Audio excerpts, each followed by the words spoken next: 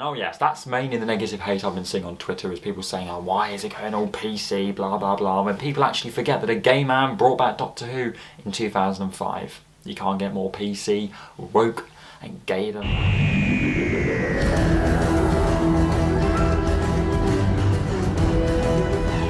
It's been a while, but we have to speak about the Star Beast.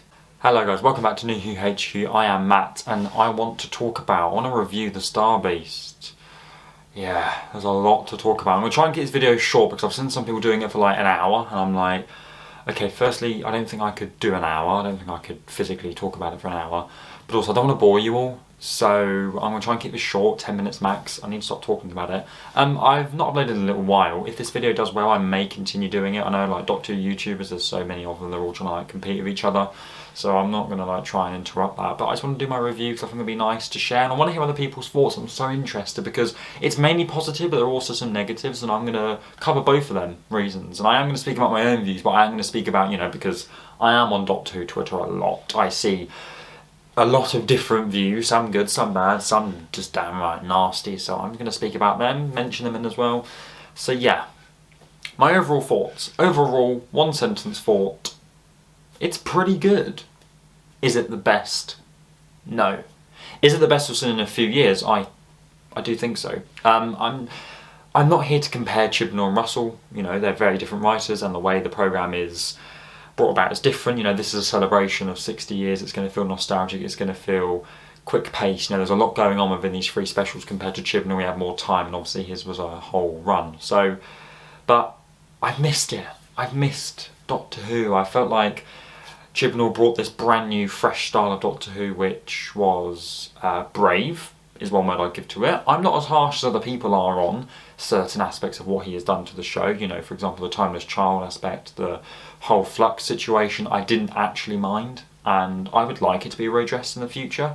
Maybe Russell can just say it was all just, you know, never actually happened, and he just reverses everything like he does with basically everything and does in this episode. But yeah, I like the feel. It's got a nostalgic feel of back in them olden days with David and Catherine. Don't know why I named them like that. The Doctor and Donna. Really good to have them back. In terms of the Doctor and Donna, I really do like it. We are introduced to them straight away. I like that. This episode does not beat around the bush. We are straight up given them, and that only means that they get more time in the episode, which is great. I'm not going to talk about what happens in the episode because you know, and obviously spoilers, like come on, this is quite obvious, but spoilers, and you already know what happens if you haven't go and watch on iPlayer. I want to go through my positives and then I'll go through my negatives. That's how we're going to do it. So positives. Tennant. David Tennant. He's my favourite Doctor. I know it's a generic answer, everyone always says it, but there is good reason for it. He is simply, the role is made for him as the Doctor. I think he's even better than Tom Baker. I won't even lie to you, but I see similarities in both of them, and obviously we're going by New Who standards because this is a New Who channel, because I'm not too, you know, well done up on Classic Who. He's the best New Who Doctor. And I've heard that some people would have liked him to be a little bit different. Obviously, we are trying to get that feel of what it was like back in David Tennant years. He's basically the same. I've seen that emotion-wise, he feels a lot more open to speak about his emotions, which I think is really, really good. Because obviously, we've got to remember, and this is made clear in the episode, this is David Tennant as the Doctor, and this is the 14th Doctor. So this is not, you know, oh, I'm back as the 10th Doctor, I'm back as the 14th Doctor, but he's been through what, you know, Smith, Capaldi, Whittaker, he's been through what they've been through, which has shaped him to be a certain different type of person while keeping a little bit of his similarities. Plus, the actor just brings the similarity through his acting because that's what he's like. He's trying to get back what he's got. But some people thought he should have come in with a Scottish accent. You know, completely new Doctor, give him a different accent.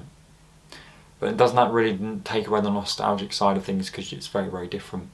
But when Donna, so I'm going to be jumping all around the episode here, but when Donna becomes a Time Lord for a few minutes and she's helping the Doctor, I love that, you know, that quick wittiness that we had in the finale from Series 4. It was nice to have that back for a short time, but it was still very, very nice. I really, really enjoyed that.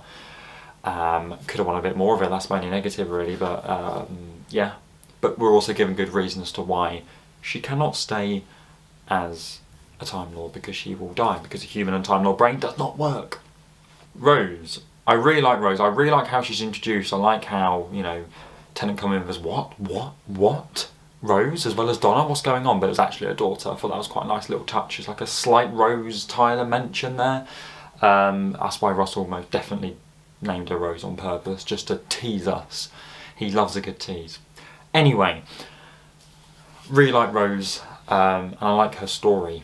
I like that we've got a transgender character in Doctor Who, you know, it's progressive. Doctor Who's all about being a progressive show. Now, if you're a right-wing person or someone who's anti-woke and doesn't like change, then don't look at this video because it will annoy you. Because I tell you what, I've got no problem with a transgender character in. I have absolutely no idea what they go through. I very much imagine it's hard. The bullying is, you know, really upped, and it's a very hard process of not wanting to know, you know, what? Not knowing if you're in the right body and changing, and the whole, just everything, you know, your whole life changes, the way people look at you, you know, the rejection you can get from people. So to tell that on a story, on a Saturday night at 6:30, with a sci-fi twist, all I have to do is clap Russell T Davies. I like Yasmin Finney as well. She's a very good actress. Sinner and Heartstopper. She's absolutely amazing. But I love that we see Donna as a parent now, and she loves Rose so much, and Sylvia, her grandmother, Donna's mum. The love they have for her is really, really touching. And there are touching moments in there with not knowing if I'm saying the right thing by calling her gorgeous, that sort of thing. I think these are conversations that not a lot of people know about, but they have to be spoken about more because people that are transgender do struggle with them. So absolutely, it's worth putting it out there. The story, I haven't read the Beat the Meep. What was it? Did I say article? It was a comic, I believe. I haven't read it, but as I said, spoilers, but I didn't know the Beat the Meep turns bad, and I was like, I actually kind of like, I started to get it when the WAF Warriors, WAF Warriors were having a battle with UNIT, and they weren't killing the soldiers, they were just knocking them out as Tennant, when he puts his hand to one of the soldiers' neck, which made me thought, why are they not killing them? They sound quite like peaceful people. The way they talk as well, they don't seem very menacing. They're giving me sort of like dinosaurs on a spaceship vibes. Yeah. You're being very naughty, you're going on the naughty side. That sort of vibe I got. And I thought, they're not bad. And then when Beat the Meat turned bad, I was like, oh, here we go. When Doctor wore the... what is it called when you put something on your head? It's literally a word I use all the time. Wig. I don't wear a wig, but like I say it. Tom Baker wore one, I believe. I saw that on Twitter. I had a little watch back. A little bit of a, you know, Fourth Doctor throwback there for you. Love it, love a little mention. Why is Nerys mentioned so much as well? Like, Nerys was not massive in Doctor Who, and yet she's mentioned all the time. I love it. Fantastic. But the story works really, really well. You know, me wanting to basically break up London. It's always London, isn't it? It's always targeting London. Poor London. Not poor London. That was really good. It was dramatic. The music. Oh, I should do a video just for Murray Gold. That man is... It's like little hints of his old music by giving it a fresh look. It's fantastic. I love him. I love him. Love. Strong word. I strongly mean it. The opening title. Sorry, I've just spoken about the end of the episode now. I'm speaking about the beginning. But the opening titles were... They were good. But I'm a sucker for wanting the opening titles from Series 4. I know it's the same. I know it may be boring to you. But I wanted it. We could get it still in the second or third one. But... The TARDIS. This is probably the most negative. It's not negative, but it's like... And I completely agree. I'm going to voice what everyone else has said. It does feel too empty. As you said, with Capaldi, he had his books, he had whiteboards, he felt like a teacher, it felt lectury, it felt like a university room in a way. It felt really, really compact and nice. Tennant and Eccleston's TARDIS felt quite compact. I felt like with them big things in the walls kind of broke up a little bit. And then with Smith, I thought that was fine. So with this one, obviously, if this is Ncuti's TARDIS, I doubt they're going to build a new TARDIS after just 3 specials because Doctor Who cannot afford that. Maybe, well, now they've got Disney, maybe they could, but is it really worth it now? I feel like it's a TARDIS that definitely can be worked on. The lights, I love the lights changing the colours, it's very, very gay. It's going to be very much, it's a Ncuti Gatwa TARDIS there and then. And Tennant running up the ramp like a kid on Christmas Day. Yeah, beautiful, beautiful.